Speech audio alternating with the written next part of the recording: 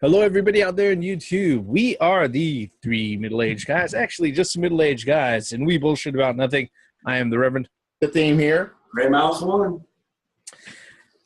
In a previous video, we covered the classic NES Mini, and it came to our attention just a few days ago, thanks to Ars Technica, and an article they went ahead and they released out that Japan, being Japan, of course, their counterpart to the NES was the Famicom, and in the same vein, they're going to go out of their way and they're going to release a Mini Famicom at the same time that the classic NES Mini is released out for this holiday season.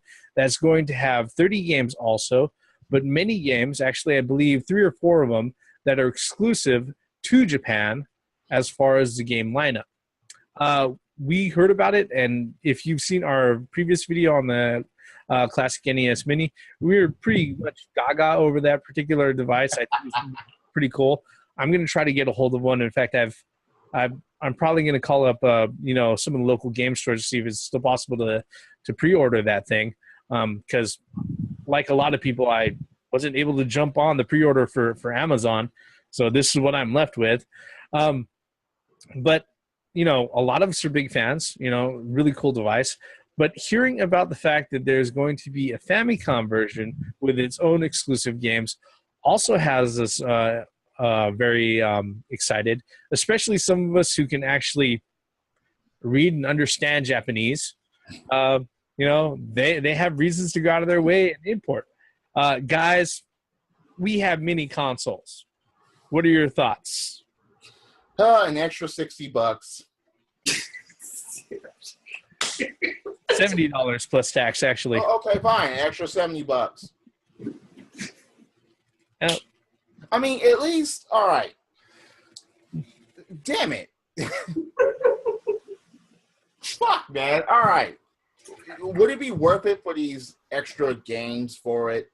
I mean, what if they came out with the Famicom Mini with the disc drive Mini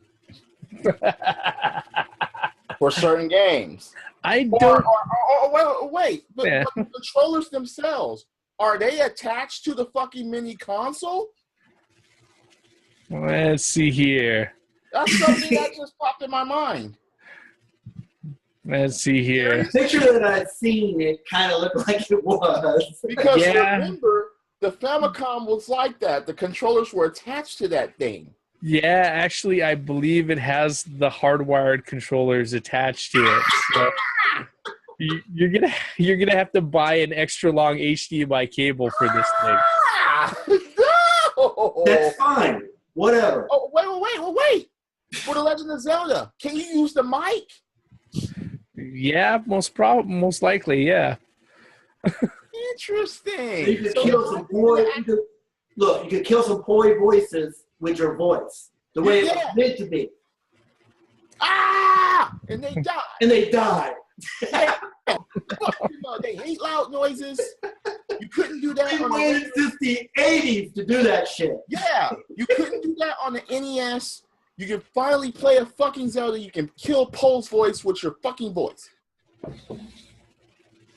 That's pretty fucking cool. I don't want to have the Famicom Mini on my lap to play the games. It's like having an extra long HDMI cord, man. Those come $1 a dime a dozen now is what I meant to say. So that's the problem. But I don't want the Famicom in my lap. Okay. Now, for comparison, for the folks who are wondering, so what exactly are they including? Okay, the Japan-only games, as they have them listed out, is Atlantis no Nazo. That one's like an action platform game. That one I don't know about. Final Fantasy III, which is the Final Fantasy that you can exploit by attacking your own teammates, as far as increasing your stats and your skills and everything. The real Final Fantasy III, by the way. Yeah, the real Final Fantasy III, the one that wasn't published here. NES Open Tournament Golf is going to be in Japan only. River City Ransom is Japan only, which is kind of odd because that came here to the States too. Yeah. Let's see here. Solomon's Key is going to be Japan only. And then the last one that's Japan only is Yie Ar Kung-Fu, which is actually probably one of my favorite early Konami games from the arcade. And the NES version isn't a bad conversion, actually. It's not a bad, it wasn't all that bad. Yeah. From the arcade. Now, the games that they aren't going to have, the ones that are North American and PAL exclusives that are going to be removed from the lineup because to keep it an even 30, Bubble Bobble isn't going to be included. Castlevania 2 isn't going to be included.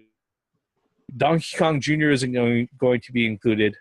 The first Final Fantasy, that's not going to be included. Kid Icarus isn't going to be included. Punch-Out is not going to be included. Neither is Star Tropics or Tecmo Bowl. So, okay, see what they did there? They took a lot of games out that weren't big in Japan anyways. Yeah. That weren't even being sold in Japan anyways. Like Tecmo Bowl, that was basically American football. So, yep. You know that. For those guys that didn't know, it was Renegade was the game. We forgot to mention that before. Yeah. Renegade. I wish Super Dodgeball was on one of these. Fuck. Oh my God, yeah. That's the fact that Nintendo is doing this is really impressive. That they're taking like NES nostalgia. We've seen the banners and everything that says that. It should have been it's 6 games. Really fascinating to see what they're doing, and I'm just like in our previous video, I'm quite sure that on how strong people are going to buy these, the NES minis and the Famicom minis, that he's probably going to move over to the Super Nintendo and the Super Famicom. That would be fucking great. Yep. The thing about it is that I think it is probably going to be some sort of a testing grounds for Nintendo. They're going to sit there and see, okay, did this take off? Can we, a few years later, go ahead and release out a second NES Mini, or can we go ahead and we release out 16-bit titles, like you guys were saying, And if they keep it at 30 titles per console to go ahead and release it out, especially considering the titles that they release. Look, if they go ahead and they do 30 titles and they have something like on there like Turtles in Time, that game is so effing expensive, and it's not rare, but it's because people don't want to go ahead and get rid of them. People are selling broken fucking copies on eBay for $40. Well, the Super Nintendo, they can't keep it at 30 games simply because, there are at least 30 RPGs that are on that game that's worth picking up on Super Nintendo. If it would be 30 titles, then it will just be 30 Nintendo games, pretty much. With the fact that, there are people that say, why only 30 games? And I think what the Reverend said was that this is a testing ground. And there's really, maybe on the Super Nintendo version, you get a 30 game, out of the box. But there's a way to modify it where you can have an SD card or something, depending on, how I guess, because we know that the NX might end up being a SD card machine. So maybe they're going to take from that where you could actually upgrade your Super Nintendo Mini with an SD card. So it's going to be the Nintendo. So the Nintendo NX is the next Super Nintendo. But no, this is great marketing for Nintendo. Nintendo doesn't have any. It just should have been more than 30 games. Look, this is perfect. Nintendo is competing with Microsoft and Sony on the holidays, and they have nothing. So by issuing out or selling these mini consoles, that's a way to still stay kind of relevant during the holiday period. Because I can almost guarantee you that we might end up running, there's a quite good possibility that we might run out of inventory for the NES Mini. We got people already sold out on Amazon already. We've known that. So now you got these, GameStops and all these other places that as soon as their stuff goes on sale, it's going to be bought up quickly. So I hope Nintendo has enough sense to put out enough machines for this holiday, because I think this is going to sell like hotcakes. I really do, and especially for nostalgia purposes and for middle-aged gamers like ourselves. There's no doubt. There's no doubt that it's going to sell. We've already debated that. It's going to launch off the damn show. I just wish there had been more than 30 games on it. That was just my thing. The 30 games that both the Famicom and the Nintendo they selected, they are great lineups. But I just wish it would have been at least 60 games. The Super Nintendo can't have that limit of 30 games. If they're going to do this with the Super Nintendo. Yes, it can. Yes, it can. Really? Yes, it can. Because the only way that could happen, Reverend, is that they pick certain games out of certain genres. I mean, because defining games out of those genres. No, look. I can tell you from experience that if you're just looking at ROM size, the whole of the Super Nintendo library can fit on a 4 gigabyte SD card. All right, I will tell you that right now. But from a commercial and licensing standpoint, NES games go on Virtual Console for $5 a pop. Okay, and you're getting 30 of them for $60. Yeah. Okay, and you know for damn well sure that if you were to be playing those games in the arcade, you're going to spend more than $2 in quarters to go ahead and make it through most of those games if they have arcade equivalents. Okay. All right. So the return on value is great. Now, if it's 30 games for the Super Nintendo, those games are going for $8 a pop. 30 games, again, $2 a game. If that's what they do. What I'm saying is this. The games that for Super Nintendo, they're going to have to pick and choose very carefully. There's some iconic games. That shit to 30 games.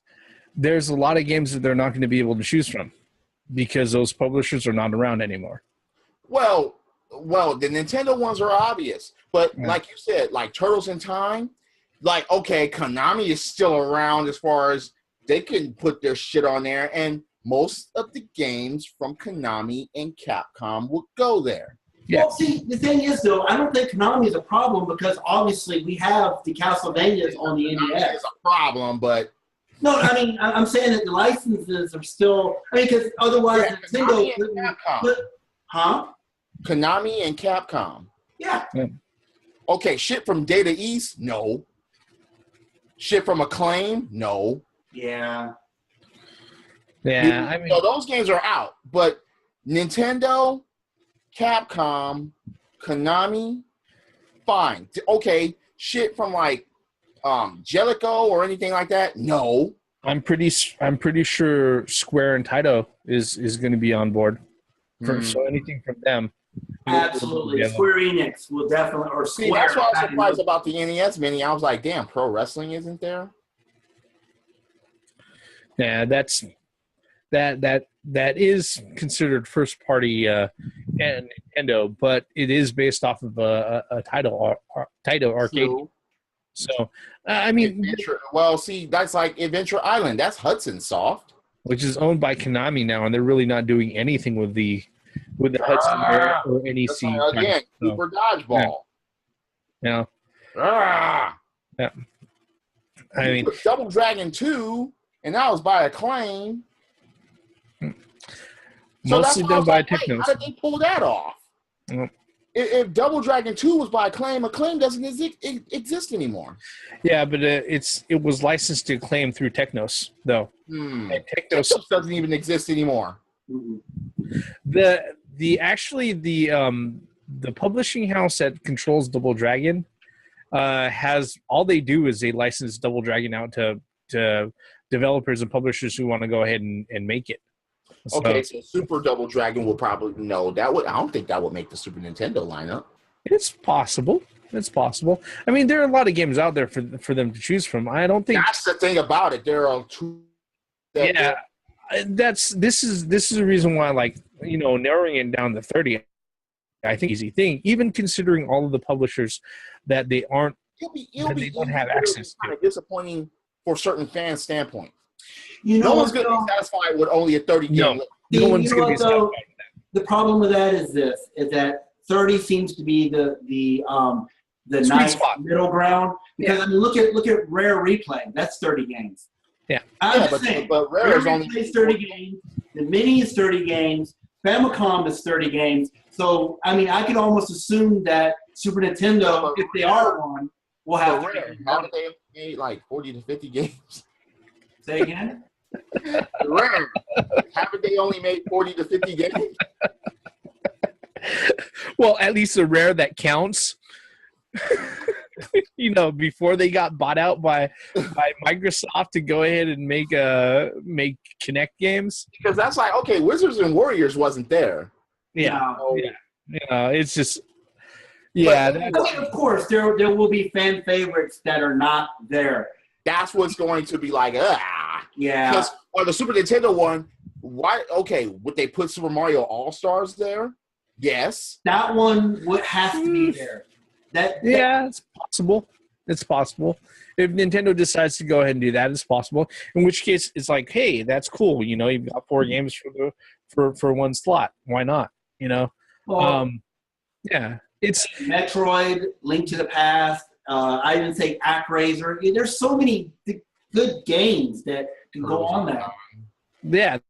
There's a lot of them. I mean, you know, it's one of those things. Like I said, this is one of the things that they can go ahead and they have the ability to can go ahead and put out games that are beholden to them because they haven't been removed from control of those particular games, like the aforementioned Rare. Yep.